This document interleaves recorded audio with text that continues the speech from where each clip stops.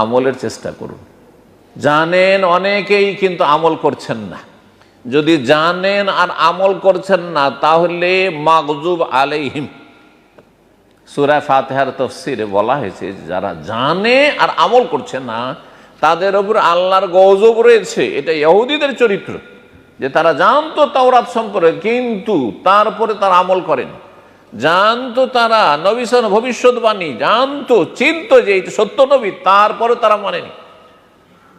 আর যদি জানারও চেষ্টা না থাকে, আর এক শ্রেণীর মানুষ আছে জানেও না, ঠিক করে সূরা ফাতিহা মুখস্থ নেই। অনেক মুসলিম আছে আত্তাহিয়াত মুখস্থ নেই, অনেক মুসলিম আছে দরুদ মুখস্থ নাই, দরুদ ইব্রাহিম মুখস্থ নেই। কি করে নামাজ পড়বেন আপনি? অনেকে আছে সানা মুখস্থ নেই। আপনি সহি নামাজ পড়তে শিখেননি, আপনি 5 ওয়াক্ত নামাজের যত্ন করেন না, আপনি না এলেম হাসিল করলেন না আমল করলেন, জ্ঞানও নেই আর আমলও করলেন না, তাহলে তাদেরকে সূরা ফাতিহার ভাষায় দলিন পথভ্রষ্ট বলা হয়েছে। পথভ্রষ্ট, পথভ্রষ্ট হইলেও জাহান্নামে যেতে হবে। আর পথভ্রষ্ট দলিনের তাফসীর খ্রিস্টানরা, কারণ তারা অজ্ঞতার সাথে বেআমল ছিল।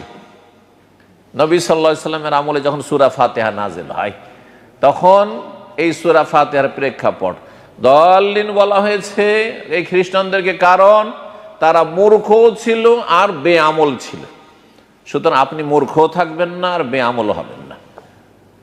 আর সেই যুগে যারা ইহুদি ছিল তারা শিক্ষিত ছিল কিন্তু বেআমল ছিল। শিক্ষিত, জানছেন তারপর আমল করছেন না। জানছেন আপনি ইসলামের মাসলা মাসাইল, নামাজ পড়ার তরিকা জানছেন, সব জানছেন, একটা ফরজ আদায় করেছেন, এলেম শিখার ফরজ আদায় করেছেন, কিন্তু ফজরের নামাজে যাচ্ছেন না। আপনি ফরজ ওয়াজিব ত্যাগ করছেন, কাবিরা গুনাহে লিপ্ত থাকছেন, তাহলে আপনার মধ্যে ইহুদিদের চরিত্র রয়েছে।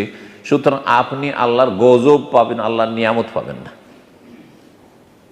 তাহলে আর এক দলের কথা আল্লাহ সূরা ফাতিহা বলেছেন, সেটা হচ্ছে সিরাতাল্লাযীনা আনআমতা আলাইহিম।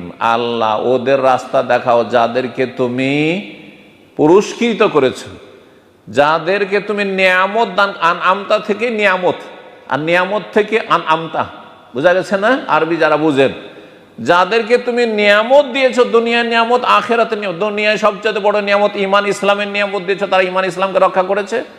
আর আখিরাতে তাদেরকে জান্নাতের সবচেয়ে বড় মহাপুরস্কার, সবচেয়ে বড় নিয়ামত তুমি দান করবে, আর জাহান্নামের আযাব থেকে তাদেরকে রক্ষা করবে।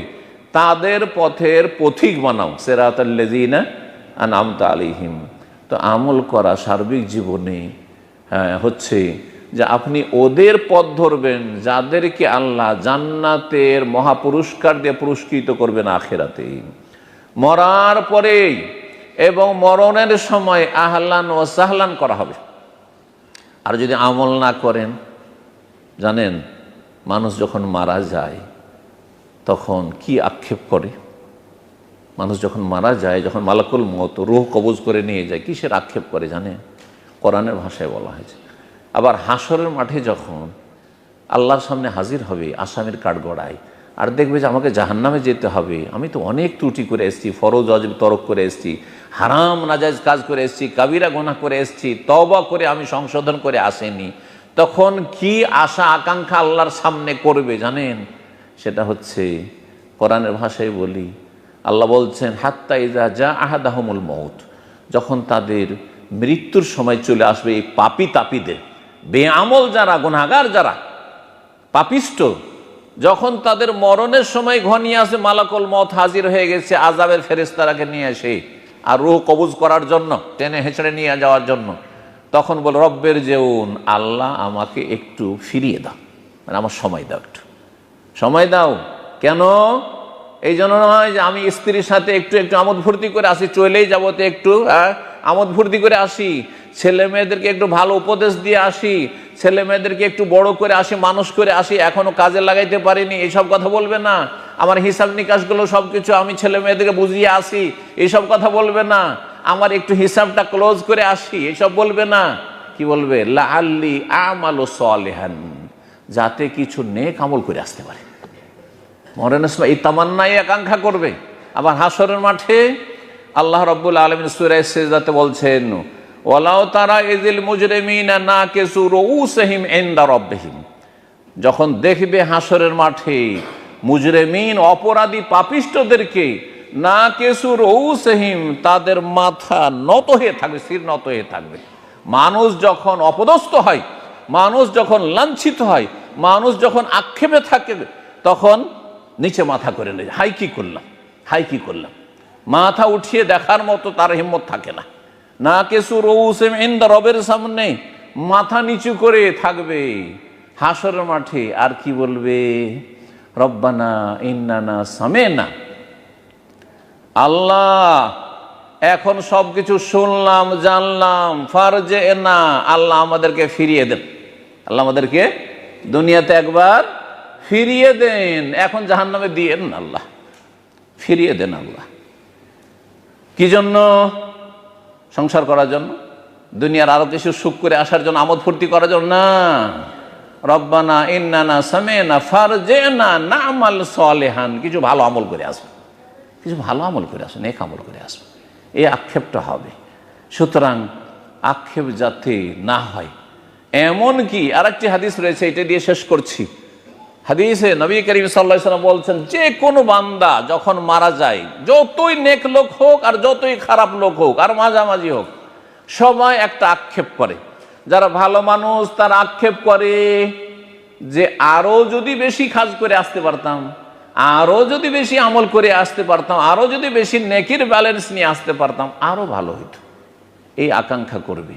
আর যারা খারাপ মানুষ তারা আকাঙ্ক্ষা করবে যে যদি তওবা করে আসতে পারতাম, যদি সংশোধন করে আসতে পারতাম, যদি আল্লাহর কাছ থেকে ক্ষমা নিয়ে আসতে পারতাম, যদি শিরক আর কুফরি পাপ মুক্ত হয়ে আসতে পারতাম, এইসব আকাঙ্ক্ষা করবে। সুতরাং এই আক্ষেপ যাতে না করতে হয়, আর জাহান্নামের আসামি না হইতে হয়, জান্নাত দ্বারা যেন সম্মানিত হন, দুনিয়া আখিরাতে আল্লাহ রাব্বুল আলামিনের নিয়ামত যাতে হাসিল হয়, আল্লাহ যেন আমাদের সকলকে ভালো আমলের তৌফিক দান করেন, পাপ থেকে বেঁচে থাকার তৌফিক দান করেন, নেক জীবনের তৌফিক দান করেন, এবং প্রত্যেকের হক আদায় করার তৌফিক দান করেন। অনেকের ত্রুটি, ঘরে ত্রুটি, স্ত্রীর হক আদায় করেন না, এসেছেন প্রবাসে আর স্ত্রীর হক নষ্ট করছেন, ছেলে মেয়েদের হক নষ্ট করছেন, বাপ মায়ের হক নষ্ট করছেন, আত্মীয় স্বজনের হক নষ্ট করছেন, না, মোটেই না, এখানে ফেসে যাবেন। কারণ আল্লাহর হক আল্লাহ কিছু ছেড়ে দেবেন হয়তো, কিন্তু বান্দার হক নষ্ট করলে আল্লাহ মাফ করবেন। এটা ভাবিয়েন না যে স্ত্রী তো আমার কাছে চার্জ করতে পারে না, সে তো আপনার কাছে দুর্বল, সে তো আপনার কাছে অসহায়, সে আপনার বাড়িতে তো এসেছে, আর তো তার কোনো উপায় নেই, কয়দিন এটা, তারপরে আসামের কাঠগড়ে হাজির হইতে হবে, যার ফলে কারো হক নষ্ট করবেন না। আল্লাহ রাব্বুল আলামিন প্রত্যেক হকওয়ালাকে হক দিয়েছেন, আপনিও যার যে হক রয়েছে সেই হকগুলি দিয়ে আল্লাহর কাছে হাজিরা দেওয়ার চেষ্টা করুন। আল্লাহ আমাদের সকলকে তৌফিক দান করেন, নেক আমলে তৌফিক দান করেন, হারাম থেকে বেঁচে থাকার তৌফিক দান করেন, আল্লাহ সৎ জীবন যাপনের তৌফিক দান করেন।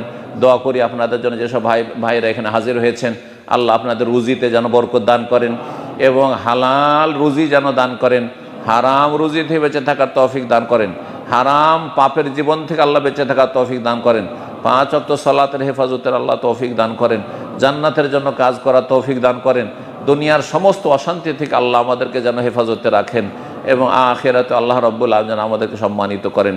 ওয়া সাল্লাল্লাহু সাল্লাম নবিয়ানা মুহাম্মদ ওয়া আলা আলিহি ওয়া সাহবিহি আজমাইন।